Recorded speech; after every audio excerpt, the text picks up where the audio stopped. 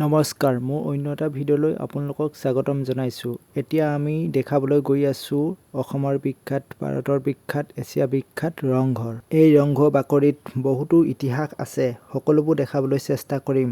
বলক ভিডিঅ'টো আৰম্ভ কৰোঁ। আমি যেনেকৈ মনোৰঞ্জন কাৰণে চিনেমা চাওঁ, ঠিক তেনেধৰণে ৰজাসকলে তলাতল ঘৰৰ পৰা আহি বিভিন্ন খেল-ধেমালি লগতে ম'হ যুঁজ, বিহু নৃত্য ইত্যাদি কৰি বিভিন্ন ধৰণৰ ৰং ইয়াৰ পৰা উপভোগ কৰিছিল।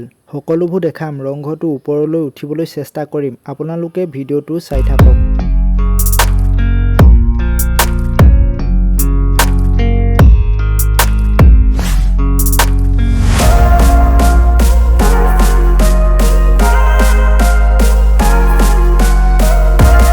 এই ৱালখন বনোৱা হৈছিল আহোমৰ দিনতে।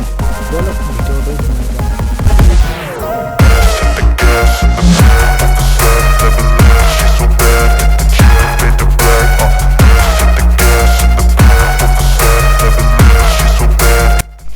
ৰংঘৰ ওপৰলৈ যাওঁ আহক।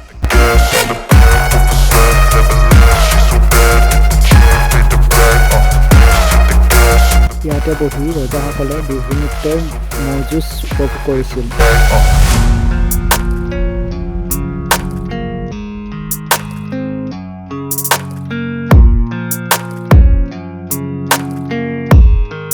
এয়া দেখাইছোঁ ম'হ যুঁজৰ মূৰ্তি বনাই থৈছে।